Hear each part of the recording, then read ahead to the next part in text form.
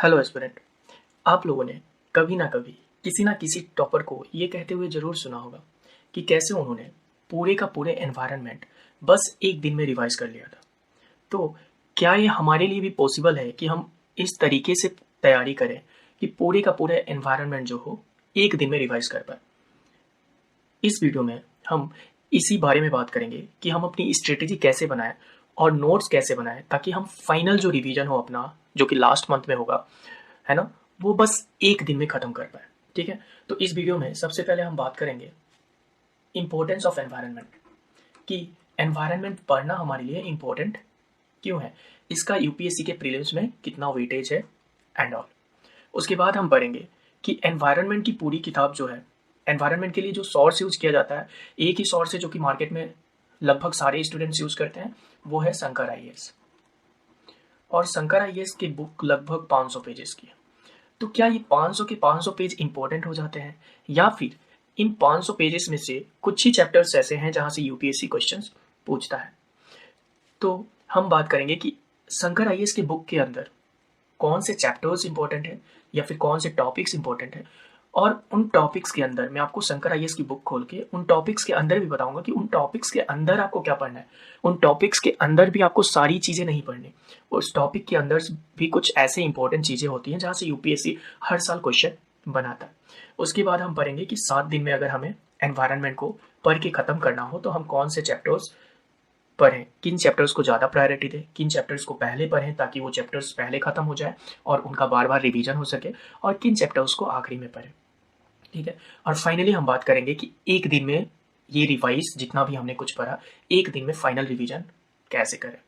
और आखिरी में मैं आपको बताऊंगा, अगर आप वीडियो के अंत तक बने रहे तो आपको एक रिवार्ड नोट मिलेगा, वो नोट जिसकी मदद से आप पूरे के पूरे एनवायरनमेंट को आप एक दिन में रिवाइज कर सकते हो।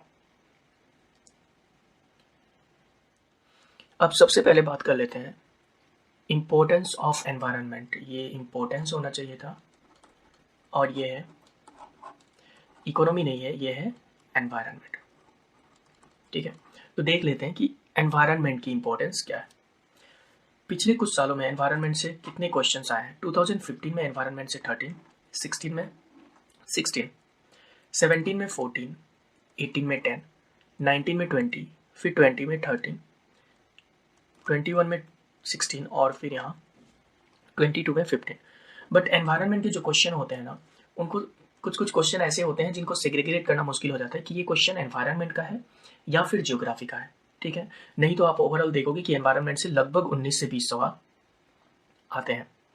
ठीक है, तो 19 से 20 सवालों का मतलब क्या होता है? 19 से 20 सवाल का मतलब होता है, इससे 2 से मल्टीप्लाई कीजिए तो 40 मार्क्स, लगभग 40 मार्क्स। अगर मान लीजिए कि 15 भी आ रहे हैं तो लगभग 30 मार्क्स इकोनॉमी से आ रहे हैं। हमने देखा था इससे पहले कि पॉलिटी का इंपॉर्टेंस क्या है। हमने देखा था कि पॉलिटी में 30 मार्क्स आ रहे हैं, लगभग इकोनॉमी में 30 मार्क्स आ रहे हैं, ये क्या है, एनवायरनमेंट में 30 मार्क्स आ रहे हैं। तो 90 मार्क्स तो इन्हीं से आ रहे हैं।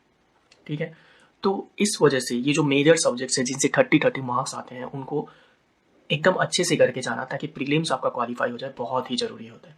अगर ये जो मेजर सब्जेक्ट हैं, जिन सब्जेक्ट को हर एक बच्चा बहुत अच्छे से करके जाता है, अगर वो एक सीरियस एस्पिरेंट है, तो अगर आप इन सब्जेक्ट्स को, मेजर सब्जेक्ट को अच्छे से करके नहीं जाते तो आपके सिलेक्शन के चांसेस जो होते हैं वो कम हो जाते हैं। अब आइए देख लेते हैं कि इंपॉर्टेंट टॉपिक्स कौन से हैं। हमने देख ली कि एनवायरनमेंट का इंपॉर्टेंस क्या है। अब हम देखते हैं कि इंपॉर्टेंट टॉपिक्स क्या क्या हैं जो एनवायरनमेंट में आते हैं, जहाँ से सबसे ज़्यादा क्वेश्चंस आते हैं। तो सबसे इंपॉर्टेंट टॉपिक जो है एनवायरनमेंट में, एक मिनट,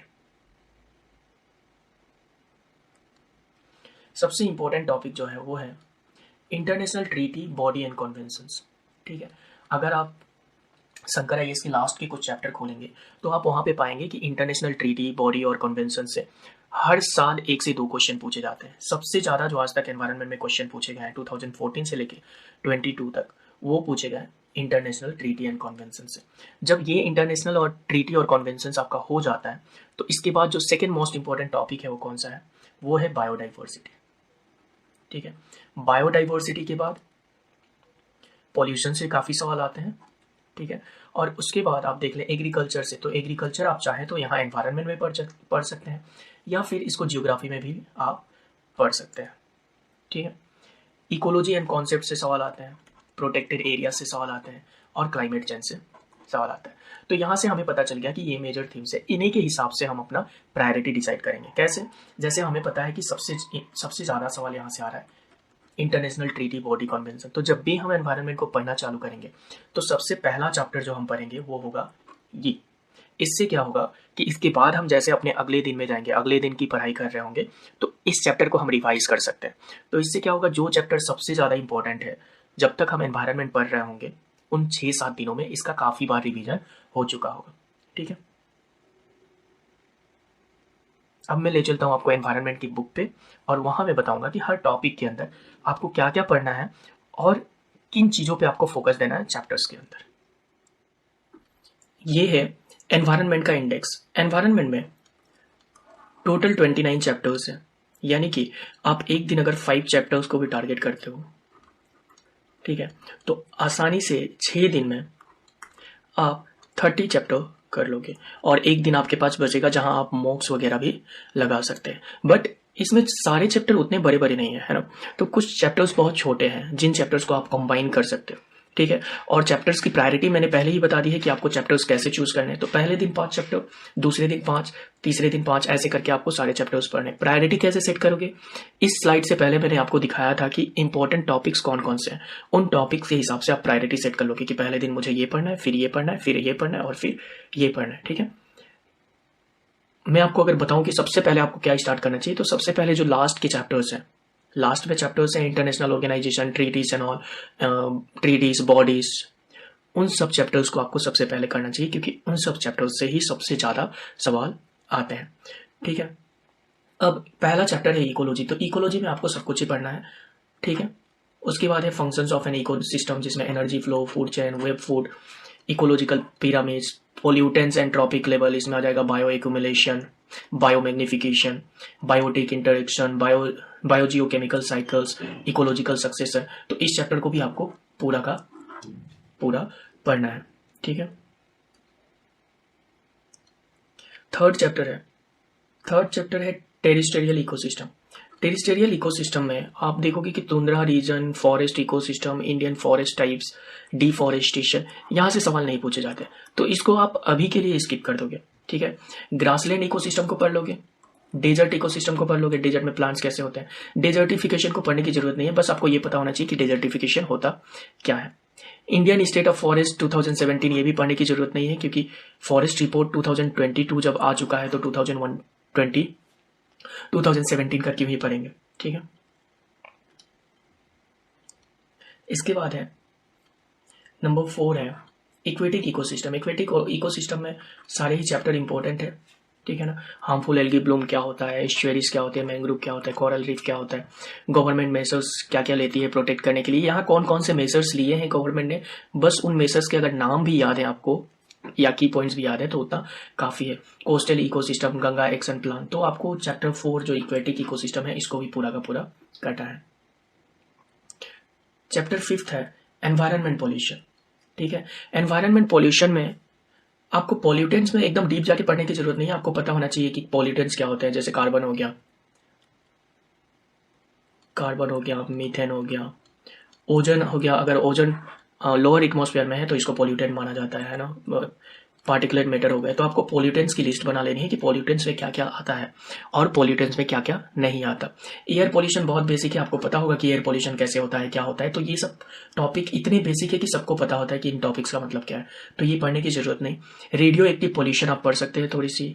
ठीक है, e waste pollution, solid waste pollution, इन सब पे आप देखोगे कि सवाल तभी आते हैं जब इनसे रिलेटेड जो रूल्स है, जैसे e waste management rule, solid waste management rules, वो अगर रूल्स न्यूज में है, ठीक है, तो उनसे सवाल आता है। बट इसके बाद जो है यहाँ पे बायो रेमेडिएशन, ये टॉपिक बहुत इंपॉर्टेंट है, बायो रेमेडिएशन आपको पढ़ना चाहिए। ठीक है, एनवायरनमेंट पॉल्यूशन एंड हेल्थ पे क्या असर पड़ता है ये पढ़ने की जरूरत नहीं है। बेसिकली सबको पता होता है कि एनवायरनमेंट पॉल्यूशन होगा तो हेल्थ पे उसका क्या असर पड़ेगा। आप वन टाइम रीड के लिए पढ़ सकते हैं, ठीक है, बट इसको बार बार रिवाइज करने की जरूरत आपको नहीं पड़ेगी। यहाँ से जिस टॉपिक को बार बार रिवाइज करने की जरूरत पड़ेगी वो है ये। और इस टॉपिक पे माइक्रो प्लास्टिक भी आता है, तो माइक्रो प्लास्टिक क्या है वो सब आपको आइडिया होना चाहिए। इसके आगे आपको एनवायरनमेंट, पोल्यूशन, हेल्थ तो नहीं पढ़ना है, मैंने बता ही दिया था, ये सबको पता होता है। एसिड रेन में आपको पढ़ना है थोड़ा सा कि एसिड रेन किन किन पोल्यूटेंट्स की वजह से होता है। सल्फर डाइऑक्साइड की वजह से होता है, फिर नाइट्रोजन के ऑक्साइड से होता है। तो ये आपको पढ़ना, ये आपको पता होना चाहिए कि किन किन ऑक्साइड से होता है। ऐसे टाइप के सवाल पूछे जाते हैं। टाइप्स ऑफ एसिड रेन पढ़ने की जरूरत नहीं, टाइप्स में भी आप सिर्फ अगर पढ़ना चाहते हो तो नाम पढ़ लीजिएगा कि कितने टाइप्स ऑफ एसिड रेन होते हैं। कैटेगराइजेशन ऑफ इंडस्ट्रीज, ये आप चाहो तो पढ़ सकते हो, बेसिक नॉलेज के लिए तो आप पढ़ ही सकते हो, ठीक है। अगला जो चैप्टर है ये है रिन्यूएबल एनर्जी। रिन्यूएबल एनर्जी में आपको सोलर एनर्जी पढ़ने की जरूरत नहीं है।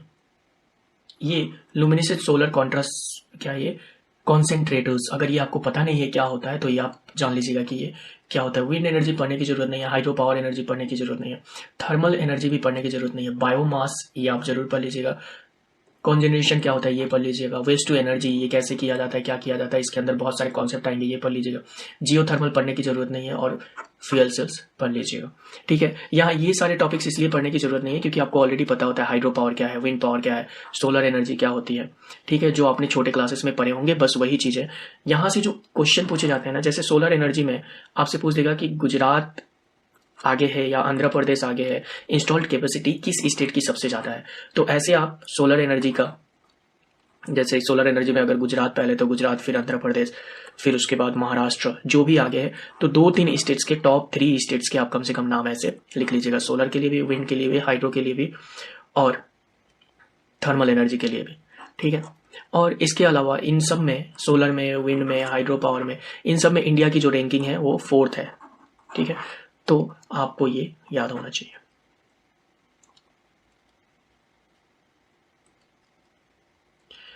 सेवन चैप्टर है एनवायरमेंटल इश्यूज के बारे में, और एनवायरमेंटल इशू आपको पढ़ने की जरूरत नहीं है, इसको आप टोटली कट कर सकते हो। ये ज्यादा मेंस ओरिएंटेड है, ठीक है। प्रीलिम्स में यहां से सवाल नहीं पूछे जाते हैं। इसके बाद जो चैप्टर है 8 चैप्टर, ये है एनवायरनमेंट इम्पैक्ट असेसमेंट, और आपको ये पता होना चाहिए कि ये मेंस के सिलेबस में मेंशन किया हुआ है, यानी कि ये टॉपिक मेंस के पर्सपेक्टिव से बहुत इंपॉर्टेंट है। पर प्री में क्या इस टॉपिक का कोई इंपॉर्टेंस है? प्री में आपको बस पता होना चाहिए कि इन्वायरमेंट इम्पैक्ट असेसमेंट होता क्या है, ये कब से चालू किया गया था, एंड ऑल बेसिक आइडिया। यानी कि एनवायरनमेंट असेसमेंट जब आप खोलोगे तो पहला पेज जो है इसका है ना, वो पहला पेज पता होना चाहिए। फिर एनवायरनमेंट असेसमेंट जब होती है तो उसमें बहुत सारे स्टेजेस आते हैं, जैसे सबसे पहले होता है स्क्रीनिंग, ठीक है। स्क्रीनिंग के बाद भी प्रोसेसेस होते हैं, तो आपको ये सिर्फ प्रोसेस को डिटेल में मत पढ़िएगा। हर प्रोसेस पे 1 पेज या फिर 2 पेज के नोट्स हैं शंकर आईएएस में। तो ये जो प्रोसेसेस होते हैं, ये अंदर वाले पार्ट, इनके अंदर की डिटेलिंग मेंस में इंपॉर्टेंट हो जाती है। पर अभी के लिए आपको बस इन प्रोसेसेस के नाम पता होने चाहिए, और कौन सा प्रोसेस पहले होता है और कौन सा बाद में, ये आपको पता होना चाहिए।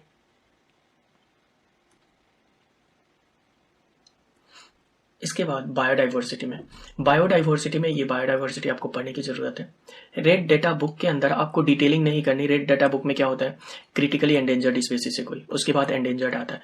तो क्रिटिकली एंडेंजर्ड होने के लिए कुछ क्रिटेरिया फॉलो करने पड़ते, वो सारे क्रिटेरिया भी इस बुक में दिए गए। तो यूपीएससी आपसे उस क्रिटेरिया के बारे में नहीं पूछेगा, अगर पूछेगा भी तो बस क्रिटिकल एंडेंजर्ड स्पीसीज के बारे में पूछेगा। इसके अलावा एंडेंजर्ड, वल्नरेबल वगैरह के बारे में नहीं पूछेगा। तो आपको बस ये पहला पेज पढ़ना है जिसमें बायोडाइवर्सिटी के बारे में आपको बताया जाएगा। और रेड डाटा बुक कब चालू हुई थी, कौन पब्लिश करता है, ये आपको पता होना चाहिए। और उसके बाद इसमें कितने कैटेगरीज है, critically endangered, vulnerable and all, बस उसके नाम पता होने चाहिए कि कितने कैटेगरीज है, उसके अंदर की डिटेलिंग आपको पता करने की जरूरत नहीं है। उसके बाद इंडियन बायोडाइवर्स लैंडस्केप, ये चैप्टर आप चाहो तो टोटली इग्नोर कर सकते हो, बट इस चैप्टर में कहीं कहीं फ्लोरल डाइवर्सिटी में आप पाओगे कि कुछ इन्वेसिव स्पेसीज है, उनके नाम दिए गए हैं, कुछ मेडिसिनल प्लांट है, उनके नाम दिए गए। तो इन मेडिसिनल प्लांट का डिस्क्रिप्शन नहीं, बट इनका लिस्ट जरूर बना लीजिएगा कि नंबर 1, नंबर 2, नंबर 3, सारे इन्वेसिस के नाम यहाँ लिख लीजिएगा, फिर मेडिसिनल प्लांट्स के नाम यहाँ लिख लीजिएगा। ये आपको एग्जाम में ऑप्शन एलिमिनेट करने में बहुत मदद करेगा। अगर ऐसा सवाल आता है कि इनमें से कौन सा एक इन्वेसिव स्पेसिस है या फिर कौन सा प्लांट एक मेडिसिनल प्लांट है।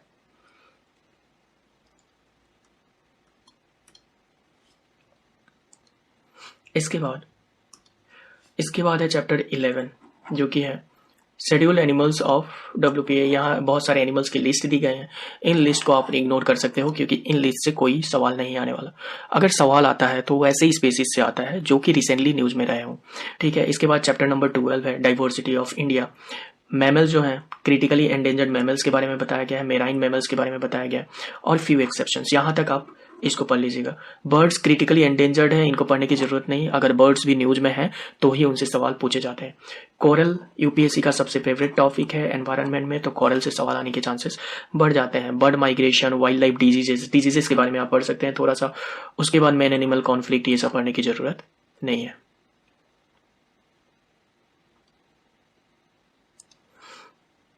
अगला चैप्टर है मेराइन ऑर्गेनिजम्स पे। मेराइन ऑर्गेनिजम्स में प्लैंक्टन्स हो गया, फाइटर प्लैंक्टन्स हो गया, जू प्लैंक्टन्स हो गए, सी ग्रास हो गए, सी वीड्स हो गए, ये सारे ही टॉपिक्स इंपॉर्टेंट है क्योंकि यूपीएससी कभी ना कभी इन सारे टॉपिक्स से क्वेश्चन पूछ चुकी है, ठीक है। इसके बाद है प्रोटेक्टेड एरिया। तो प्रोटेक्टेड एरिया नेटवर्क, आप प्रोटेक्टेड एरियाज में चले जाइए, wild life sanctuaries, conservation reserve, community reserve, coastal protected area, secret groups. तो ये सब आपको पता होने चाहिए कि क्या है। जैसे आपसे पूछ दे प्रोटेक्टेड एरिया क्या होता है तो आपको पता होना चाहिए। वाइल्ड लाइफ सेंचुरी क्या है। अब सारे जितने भी इंडिया में वाइल्ड लाइफ सेंचुरी है सबको आप बैठ के याद तो नहीं करोगे ना, बस आपको ये पता होना चाहिए कि वाइल्ड लाइफ सेंचुरी क्या है, वाइल्ड लाइफ सेंचुरी में और नेशनल पार्क में डिफरेंस क्या होता है, कंजर्वेटिव रिजर्व क्या होता है और कम्युनिटी रिजर्व क्या होता है, इन सब के बीच का डिफरेंस क्या है। आपका कॉन्सेप्ट क्लियर होना चाहिए यहाँ से, ठीक है। आप किसी भी प्रोटेक्टेड एरिया को लेके पूरे इंडिया का बाय हार्ट करने नहीं लगोगे, ठीक है। जो भी प्रोटेक्टेड एरिया रिसेंटली न्यूज में होते हैं उन्हीं से सवाल पूछे जाते हैं।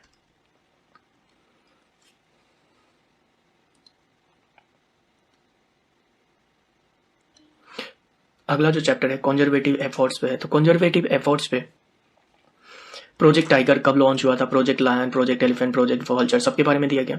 बट यहाँ ध्यान दीजिएगा कि जब आप प्रोजेक्ट टाइगर पढ़ रहे हैं ना, तो बुक में प्रोजेक्ट टाइगर कब लॉन्च हुआ था, किस एक्ट के थ्रू लॉन्च हुआ था और इसका मैंडेट क्या है। मैंडेट में बहुत सारी चीजें दी गई हैं, तो सब आप एक रीडिंग के लिए पढ़ सकते हैं, बट इसको याद करने की जरूरत नहीं है क्योंकि यहां से भी उन्हीं टॉपिक से सवाल आते हैं जो करेंटली न्यूज में होते हैं। मान लीजिए कि प्रोजेक्ट वल्चर, अगर ये प्रोजेक्ट वल्चर किसी कारण से न्यूज में था तो यहां से सवाल पूछने के चांसेस बढ़ जाते हैं। इसके बाद जो चैप्टर है क्लाइमेट चेंज, तो क्लाइमेट चेंज आप पढ़ सकते हैं। Green house effect, green house gases, तो यहां से क्या इंपॉर्टेंट हो जाता है, ये तो कॉन्सेप्ट हो गए सारे, है ना। क्लाइमेट फोर्सिंग क्या होती है ये आपको पता होना चाहिए, कॉन्सेप्चुअली ये सब पता होना चाहिए। पर यहाँ से ग्रीन हाउस गैसेस क्या क्या होते हैं वो आपको पता होना चाहिए। कार्बन डाइऑक्साइड होता है, मीथेन होता है, ठीक है। तो यहाँ से ग्रीन हाउस गैसेस के आप लिस्ट बना सकते हैं। बाकी सब कॉन्सेप्चुअल है, अगर आप एक बार पढ़ लेते हो तो दोबारा पढ़ने की जरूरत नहीं पड़ती। ओशन एसिडिफिकेशन पढ़ लीजिएगा, ठीक है। ओजोन डिप्लेशन, ये छोटे छोटे चैप्टर हैं, इनको पढ़ने में आपको दिक्कत नहीं आएगी।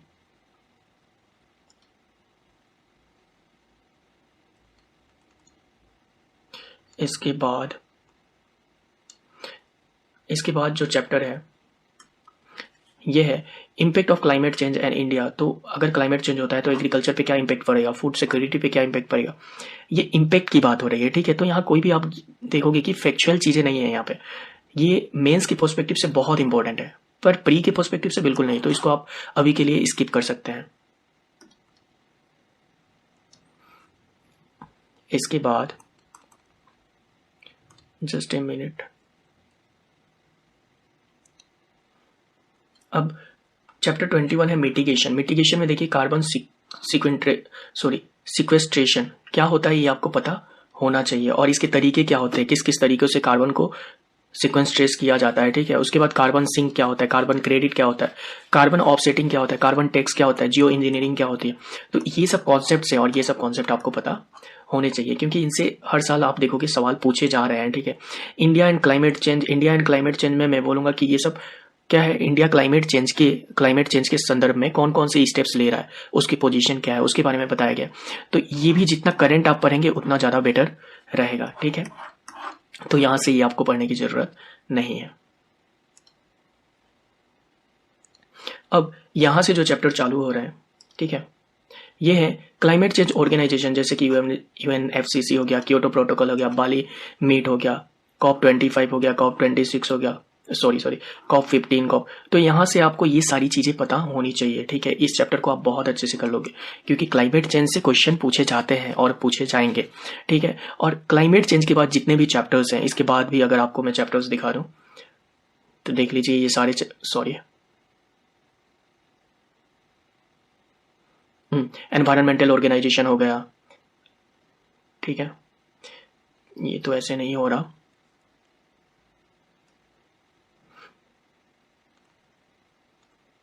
Just a minute.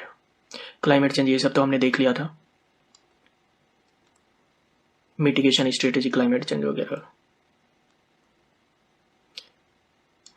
Climate change organisation, यहाँ आपको सब कुछ पढ़ना है। बट ये जब जो कॉप 18 हो गया, कॉप 19 हो गया, कॉप 20 हो गया, क्या सारे कॉन्फ्रेंस जब भी हुए थे हमें पढ़ने की जरूरत है? नहीं, जो सबसे रिसेंट है ना वो बहुत ज्यादा इंपॉर्टेंट होता है।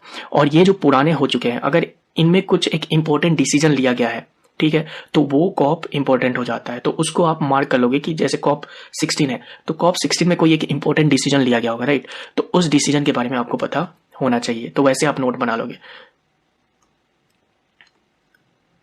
उसके बाद एग्रीकल्चर आप चाहो तो यहाँ से पढ़ सकते हो, या फिर जियोग्राफी में आप ये कर सकते हो। तो एग्रीकल्चर में जितने भी टर्म्स हैं वो आपको पता होने चाहिए। क्रॉपिंग क्या होता है, क्रॉपिंग पैटर्न क्या होता है, क्रॉप जो होते हैं खरीफ क्रॉप, फिर रबी क्रॉप्स, ठीक है, और जायद क्रॉप्स वो क्या होते हैं, उन सब के बारे में। ऑर्गेनिक फार्मिंग क्या होती है, जीरो टीलेज क्या होता है, जीरो बजट फार्मिंग क्या होती है, ये सारी चीजें आपको पता होनी चाहिए। ये लास्ट के जो चैप्टर्स है ना, 7-8 चैप्टर में बोलूंगा, ये शंकर आईएएस में सबसे इंपॉर्टेंट चैप्टर है, जहां से सवाल बहुत ज्यादा पूछे जाते हैं। जैसे वाइल्ड लाइफ एक्ट प्रोटेक्शन हो गया, तो इन सब में भी जब ये सारे एक्ट पढ़ रहे हैं आप, तो इन सारे एक्ट में जो आपका फोकस एरिया होना चाहिए ना, 1 मिनट, सारे एक्ट जो पढ़ रहे हैं हर जगह आपका फोकस एरिया होना चाहिए। जैसे वाइल्ड लाइफ प्रोटेक्शन एक्ट के बारे में बताया जा रहा है, तो वाइल्ड लाइफ प्रोटेक्शन एक्ट के बारे में जो पहला पैराग्राफ बताया जाएगा ना, जिसमें उसका इंट्रो होता है, वो पैराग्राफ सबसे जरूरी होता है कि वाइल्ड लाइफ प्रोटेक्शन एक्ट 1972 में बना, फिर इसके अंदर कौन कौन सी बॉडीज बनी है वो इंपॉर्टेंट हो गया। जो भी इसके अंदर फैक्चुअल डाटा है वो बहुत इंपॉर्टेंट हो जाता है। इसके जो प्रोविजंस है ना, अंदर के प्रोविजंस, वो उतने इंपॉर्टेंट नहीं होते, बल्कि इन लास्ट वाले चैप्टर्स में सारी चीजें बहुत इंपॉर्टेंट है। बट सबसे ज्यादा जो आपको एम्फेसिस देना है वो किस पे देना है, जो इनका इंट्रो होता है, जहां इनको इंट्रोड्यूस किया जाता है, क्यों किया गया, इनका पर्पज क्या है, किस ईयर में किया गया, किस कन्वेंशन के थ्रू किया गया, ठीक है। तो ये सारे चैप्टर्स आपको पता होने चाहिए। इन चैप्टर्स के बाद भी जो भी चैप्टर्स है अब नीचे बहुत ही इंपॉर्टेंट चैप्टर्स है, इन चैप्टर को आप स्किप नहीं कर सकते। इसके बाद है इंस्टीट्यूशंस एंड मेजर्स, ये भी चैप्टर आप कर सकते हो बहुत आसानी से और बहुत अच्छे से आपको करना चाहिए, ठीक है। इसके बाद जो चैप्टर है यह है एनवायरमेंटल ऑर्गेनाइजेशन। यहाँ से भी सवाल लगभग पूछे जाते हैं, बट यहां से सवाल तब पूछे जाते हैं जब ये न्यूज में हो। और इंटरनेशनल ऑर्गेनाइजेशन, ठीक है। तो जब भी आप एनवायरनमेंट को करते हो ना, तो एनवायरनमेंट में ध्यान रखना कि वो चीजें बहुत इंपॉर्टेंट हो जाती है। अच्छा, ये लास्ट वाला चैप्टर देख लीजिए। लास्ट वाले चैप्टर में दिया गया है कि disease caused by environmental degradation, ठीक है। कौन कौन से डिजीज होते हैं, फिर कोई सब्सटेंस होता है, जैसे कि मान लीजिए कि नाइट्रोजन होता है, तो नाइट्रोजन से या फिर नाइट्रोस ऑक्साइड से, ठीक है, कौन सी डिजीज कॉज होती है, ऐसे टाइप के सवाल जो होते हैं, ठीक है, ऐसे लास्ट में दिए गए हैं। मर्क्यूरी से जैसे क्या होता है, मर्क्यूरी से मीमांसा नाम की डिजीज कॉज होती है ना, तो आपको ये सब लिस्ट बना लेना है कि मर्क्यूरी से कौन सी डिजीज कॉज होती है। ये भी दिया गया है कि ये डिजीज किस ईयर में पहली बार किस देश में इंट्रोड्यूस हुई थी, वो सब जानने की आपको जरूरत नहीं है, ठीक है। तो यहां तक आप जब कर लेंगे तो आपका एनवायरनमेंट खत्म हो जाएगा। लेकिन इसके अलावा एनवायरनमेंट में आपको पता होना चाहिए कि मैपिंग भी बहुत इंपॉर्टेंट रोल प्ले करती है। तो मैपिंग किस किस का करें, यहाँ जब आप अपेंडिक्स देखोगे तो यहाँ पे बहुत सारी चीज़ों की मैपिंग दी गई होगी, या फिर बहुत सारे, जैसे रामसर वेटलैंड साइट्स इंडिया में कितने हैं वो सारा कुछ दिया गया होगा, तो ये कर लीजिएगा क्योंकि इससे सवाल पूछता है। इसमें भी वो साइट्स जो रिसेंटली रामसर वेटलैंड साइट में आई हैं वो बहुत इंपॉर्टेंट हो जाती है। टाइगर रिजर्व्स इंपॉर्टेंट है। एलिफेंट रिजर्व्स को एक बार 2 बार देख लीजिएगा, ये इतना इंपॉर्टेंट नहीं है। माइक साइट्स देखने की जरूरत नहीं। बायोस्फीयर रिजर्व बहुत इंपॉर्टेंट है, ठीक है। और ये वाला बायोस्फीयर रिजर्व के अंदर कुछ बायोस्फीयर रिजर्व्स होते हैं जो इसमें आते हैं, ठीक है। इसको क्या बोला जाता है, यूनेस्कोस, सॉरी इसको मैं रिकॉल नहीं कर पा रहा। तो ये जो लिस्ट होती है, ये लिस्ट आपको पता होनी चाहिए, ठीक है। उसके बाद बायोडाइवर्सिटी हेरिटेज साइट, ये भी पता होना चाहिए, ये भी पता होना चाहिए। ये मेन ग्रुप का आपका लोकेशन पता होना चाहिए, हल्का बहुत, ठीक है। डिटेल में जाने की जरूरत नहीं है। इतना मेरे ख्याल से काफी होगा अगर आप इतना कर लेते हो तो। और एनवायरनमेंट को करते वक्त आपको ये याद रखना है कि एनवायरनमेंट जो है उसमें करंट के क्वेश्चन ज्यादा आते हैं, यानी कि जो भी हमने टॉपिक्स देखी थी कि इंपॉर्टेंट टॉपिक्स फॉर एनवायरनमेंट क्या क्या है, मैंने बताया था कि इंटरनेशनल ऑर्गेनाइजेशन सबसे ज्यादा इंपॉर्टेंट है। पर इंटरनेशनल ऑर्गेनाइजेशन में भी वो ऑर्गेनाइजेशन सबसे ज्यादा इंपॉर्टेंट है जो न्यूज में है, ठीक है, तो करंट के ऑर्गेनाइजेशन बहुत ज़्यादा इंपॉर्टेंट हो जाते हैं यहाँ पे। ठीक है, इसके बाद ये जब आपने ये पढ़ लिया, मान लीजिए कि ये आपने पहली रीडिंग कर ली, नॉट पहली, एक बार तो आप एनवायरनमेंट पहले भी पढ़ चुके होंगे, तो दोबारा या तिबारा आप सेकेंड रीडिंग कर रहे हो या फिर थर्ड रीडिंग कर रहे हो, आपने 6 दिन में इसको खत्म कर दिया, तो 7वें दिन आप इसका मॉक लगाइए। ठीक है, और बहुत सारे चैप्टर्स तो इसमें मैंने कट भी कर दिए थे, राइट। तो आपका ये 5 दिन में खत्म हो जाना चाहिए, तो 5 दिन में खत्म हो जाए तो छठे दिन आप क्या कीजिए, 2 से 3 एनवायरनमेंट के मॉक्स लगा लीजिए, और उसके बाद mock test plus previous year question को यहाँ पे सॉल्व कर लीजिए। ठीक है, और उसके बाद 7 डे में आप रिवाइज कीजिए, किस चीज़ को, प्रीवियस ईयर क्वेश्चंस को, जो आपने मॉक लगाया है उसको, और जो आपने 6-7 दिनों में पढ़ने के बाद यहाँ पे नोट्स रेडी किए होंगे, ठीक है, उन नोट्स को। और जो लोग नोट्स बनाना नहीं जानते, उनको नहीं पता कि ऐसा नोट्स कैसे बनाया जिससे हम एक दिन में मेन पॉइंट जो है वो रिवाइज कर पाए, उनके लिए मैं ऑलरेडी अपने टेलीग्राम ग्रुप पे, ठीक है, इस वीडियो के लिंक में जो कमेंट सेक्शन होगा वहां पे एनवायरनमेंट का 1 डे रिवीजन नोट्स मैं डाल दूंगा। ये जो रिवीजन नोट्स है ये बनाया गया है मंदार पाटकी सर द्वारा, जो कि 2019 में इनका रैंक था AIR 22। ठीक है,